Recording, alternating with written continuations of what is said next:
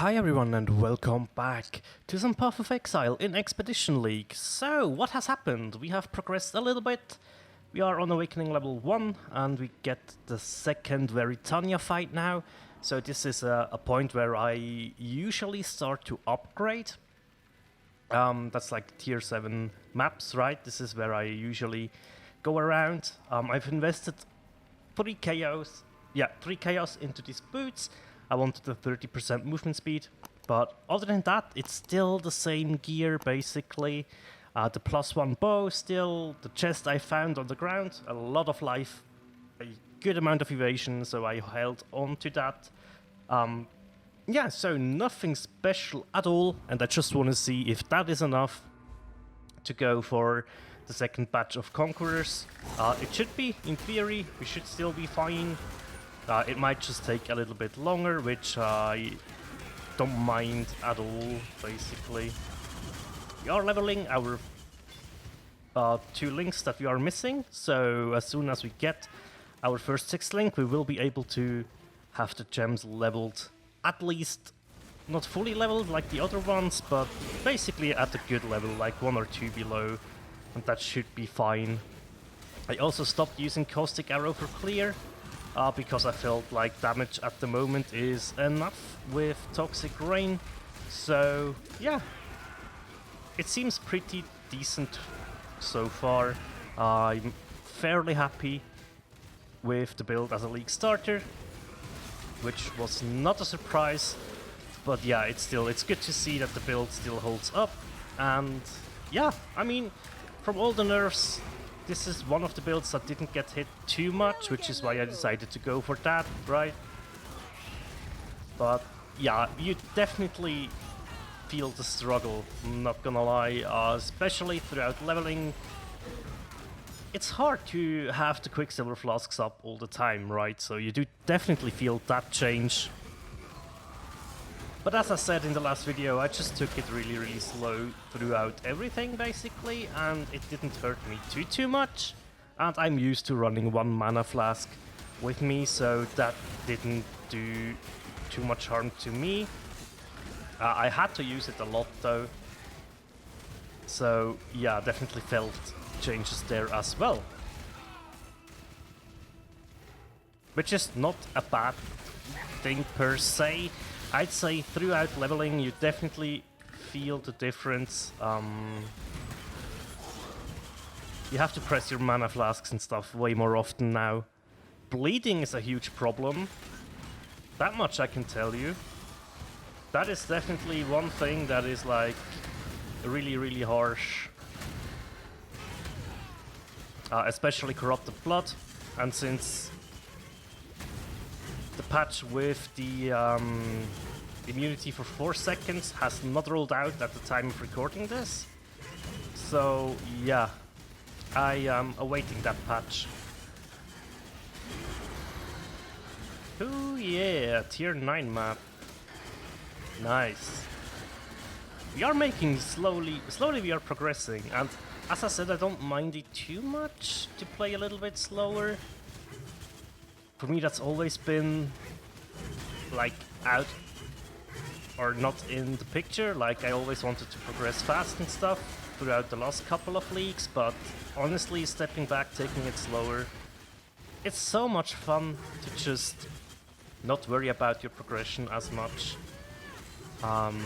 Yeah, so I have done content I usually don't do, and stuff like that. And honestly, it was quite enjoyable so far. So here's Veritania.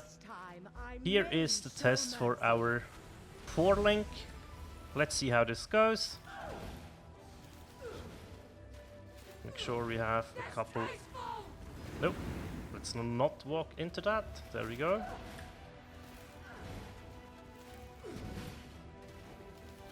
So far, it's not looking that bad, honestly. Perfect. That was the timer I needed Withering Step to jump in. So that worked out pretty nicely. Okay. That ability you can easily dodge, as you saw. Not much of a problem. Dude, damage is okay for a 4-link, and this being the second fight against her. That's decent. My gem is not level 20, and I think I'm on level 19, so with the bow we are on 20. But the gem itself should be level 19, if I remember correctly. We will take a look at it after the fight. But yeah, I mean, I'm happy with the damage on a 4-link. Definitely. I mean, look at that. We didn't really have problems. So yeah, that was decent. Very, very decent. What is... Huh. Ah, the 5% chance to evade attacks, right? That's the... Yeah.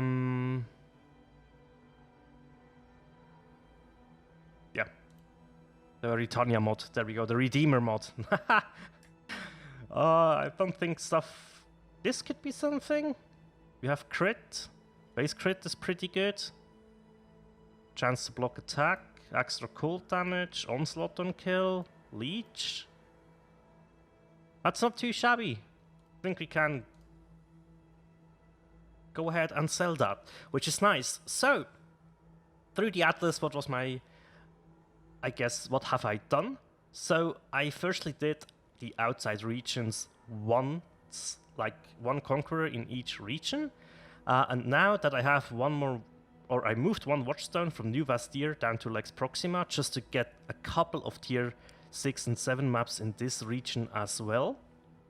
And now that we have a couple of them, I think we can move this watch zone to wherever we want to, basically.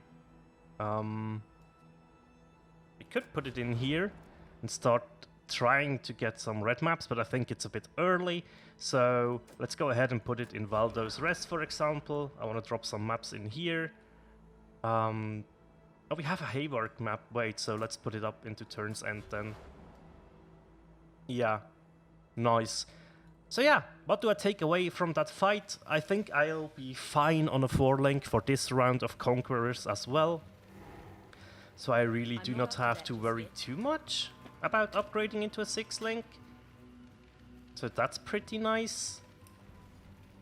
This one we can sell, that's okay. Or vendor, I guess.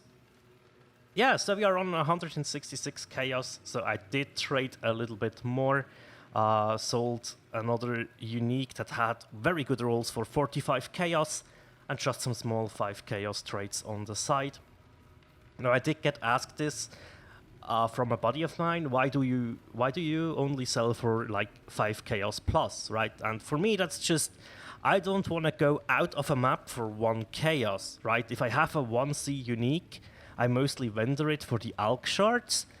And that allows you to sustain your alchemies once you push into yellow tier maps, right? So you can alch and go over here. And it helps, it really, really helps. But as you can see, the other currency, we are not too far in at the moment. And it's looking okay.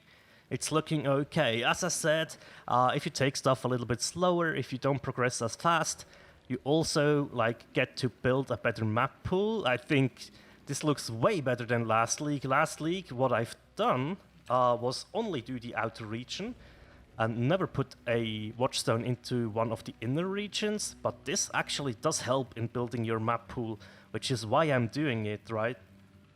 So yeah, depending on how fast you want to progress, you might not want to do this and just leapfrog on the outside until you get to Cyrus and then start working on the inner regions. That was a lot of stress for me last league, so that's why I decided to just chill and take it a little bit slower this league, right? So yeah, basically Atlas progression. The way I'm doing it right now is just get my completion bonus as high as possible, as fast as possible, right? So I'm going through my map tab. I'm just taking a look. Did I forget to do any map? No. Okay, next here. Let's have a look in here. Okay, so that seems good. Just go through and look at that, there's a map we haven't done yet, we haven't completed yet, right? So then I will do and complete this map. This is unluckily here in Lexachoris, which is a-okay, right? We will need that at some point. So yeah, getting this completion bonus up will help you immensely once you break into red maps. The sustain last league was pretty difficult to do, right? So I'm expecting it to be the same. What I will say though is I've used an unhealthy amount of chisels already on like tier 5 and tier 6 maps, just to sustain and get a map pool going. We are going up as high as tier 9, which we dropped before, right? But yeah, getting a steady pool here is kind of hard still.